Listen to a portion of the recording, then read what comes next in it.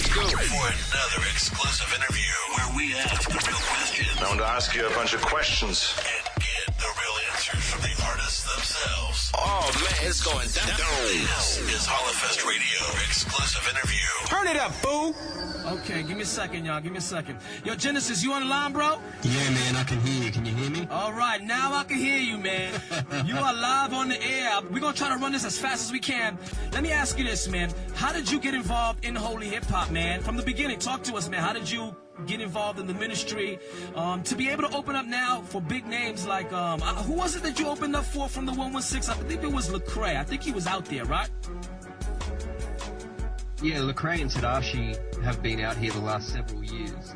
And so the last 2 years I've had a chance to open with them, do schools with them and various shows. Yeah, so God's really blessed what we're doing here. But I think I got involved about 2.5, 3 years ago. The whole reason that I got involved was basically through the death of two of my friends. I had one friend, he was only 20 years old, and he was fighting a battle with leukemia, cancer, and but the dude was like a straight soldier for God.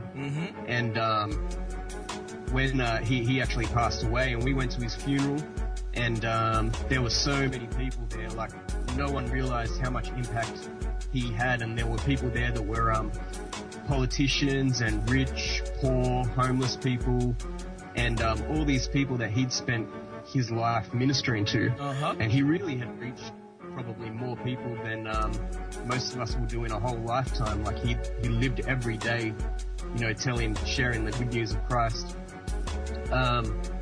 And at the funeral there, they spoke about legacy that day, and I was really challenged because I've grown up in the church, but you know, I didn't follow God for a while, and then at this point in time, I was following God, but I wasn't really doing anything myself. Okay. And yeah, so they talked about legacy. I was really challenged to do something with my life, but then about 4 weeks after that happened, another friend of mine committed suicide and stepped in front of a train. And yeah, he'd spent like a lot of time with us in the previous couple of months before this happened. So yeah, really hit home with my family. And you guys didn't. Let me ask you this. And you guys didn't see the signs. Like, did you guys had an idea? Like, okay, our brother's struggling with something here, or was it like just no signs at all, and then it was just a shock to you guys that he just did it out of nowhere? Talk to me about that, because that's important to know, man. There might be people dealing with a friend that might be struggling with suicide and they don't know because they don't know the symptoms. Did you guys notice it, or did you guys actually weren't aware of it? He had a big struggle with depression. He had severe depression, which was clinically diagnosed. So he was on medication for it, and that's the main reason why he was spending so much time with us, was because he started coming to church with us. He was really searching, and he did make a commitment at church, but his depression was just, it was really deep. Like, he would get depressed over really small things. But to him, it was a major thing, and he just couldn't handle it. But there were definitely signs there. I mean, he'd been in the hospital before for attempted suicide. Yeah, he just... We could see it coming, but I still don't think I was fully prepared for it. So how did you guys handle that after that? Like, what led after that? Like, did you kind of like become aware that I needed to just kind of like fix my life a little bit, put things in perspective, and kind of like get on fire for God? Or talk to me about what happened immediately after that. The first thing that happened was I actually got mad. I was real mad because I felt like, especially since he'd been in my home, I felt like the enemy had come in and stolen something from me directly straight out of my house. Wow. Yeah, that's the way I saw it. I started to see things more in the spiritual realm, in the physical realm. I felt like God started to open up my eyes to kind of what was really going on in people's lives. Became more aware that there is something deeper happening than just what we physically see. Okay. And what else happened? Yeah, we actually got in the studio right after his funeral, we recorded this track, Behind Enemy Lines, which is on the album. And a lot of people don't know why we recorded that. It's a real militant song, and but we actually recorded that the day of his funeral. Wow. And that was the challenge I had, was to, spend my life literally going behind enemy lines, trying to intercede for the lost, and do what I can with the time that God's given me. Wow, I heard the song. I actually did hear the song, and honestly, I didn't know there was this history behind it. I was listening to your album when I first set up the interview. I did not know that song particularly had some history behind it. So let me ask you this then. When you perform that song, do you really get emotionally involved in that song when you perform it on at churches, or do you tell a story?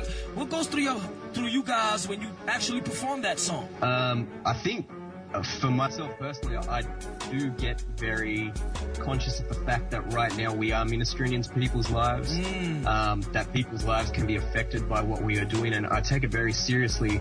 It's just not music to me anymore, but there is a purpose for what we do, and it runs through my head. Sometimes it can be hard to do tracks like that, because it's even though it's a couple of years away, the loss is still something that we're dealing with. So I want to talk a little bit more about you now on a personal basis. How did you actually really come to know Jesus Christ as your personal Lord and Savior? I heard the story. I heard your explanation just now, more in a different perspective. But how did you actually come to a saving knowledge of Jesus Christ? Okay, it was a process.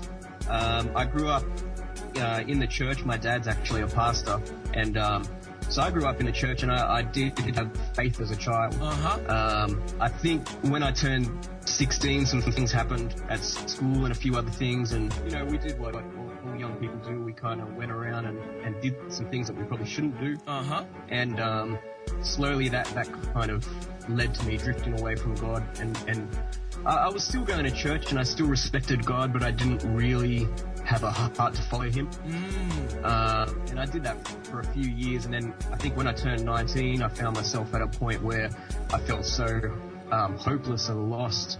And I always used to pride myself on being able to handle anything, like whatever gets thrown at me, I can take it. But it was like a whole lot of things just smashed me.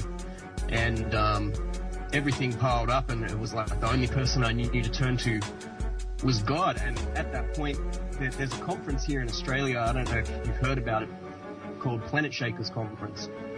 And it's just happened in this last week, actually. They had Bishop T.D. Jakes and John Bevere and a few people. Yes, was that the one with Jensen Franklin in it as well? Yeah, that's right. Okay, I know what you're talking about. I saw the promotion on it on TBN, actually. So my parents basically said for my birthday, we'll give you some money, or you can go to Planet Shakers Conference, which was in another state to where I live.